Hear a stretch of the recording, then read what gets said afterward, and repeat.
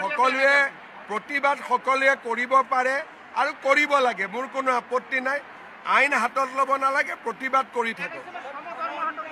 সম দৰমহাটো কেনেকে হ'ব পাৰিব?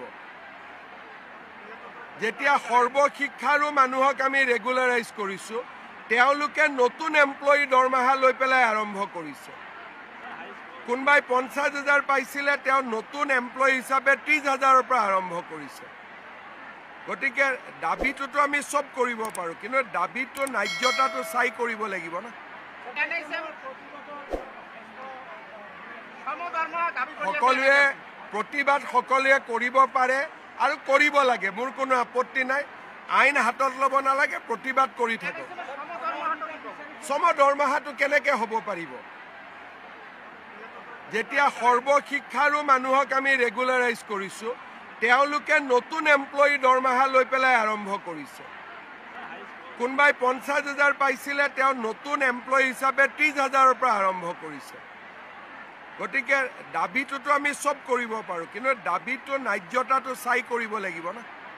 আৰু খুব সোনকালে আমি গ্ৰেজুৱেট টিচাৰ আৰু পোষ্ট গ্ৰেজুৱেট টিচাৰৰ নিযুক্তি পত্ৰ আমি বিতৰণ কৰিম, সম্ভৱতঃ 13 তাৰিখ। কাৰণ ইয়াৰ কাৰণে আমি তেওঁলোকৰ ডিষ্ট্ৰিক্ট চিলেকশ্যন আমি প্ৰত্যেককে আমি অপশ্যন দিব লগা হৈছে। আৰু কিছুমান পদ সকলো জিলাত নাই, বিশেষকৈ পোষ্ট গ্ৰেজুৱেট টিচাৰৰ পষ্টসমূহ সকলো জিলাত নাই। গতিকে এইটো এটা নতুন আমি ছফ্টৱেৰ বনাই পেলাই তেওঁলোকক জিলাৰ অপশ্যনবিলাক দিবলৈ দিলোঁ।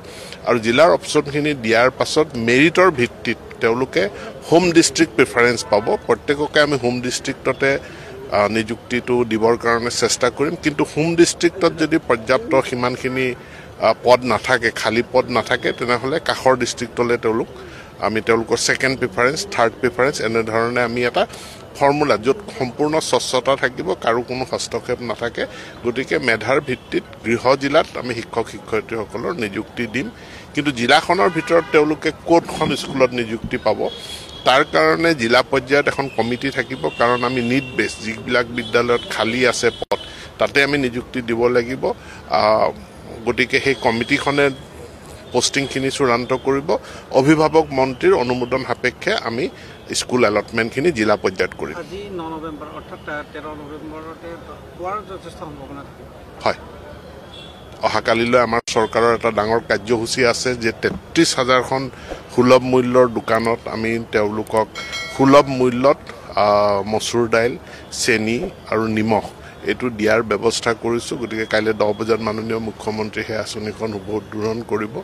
11 তাৰিখেও আমাৰ অন্য এটা কাৰ্যসূচী আছে। গতিকে আমি 13 তাৰিখ দিনটো ধাৰ্য কৰিছোঁ।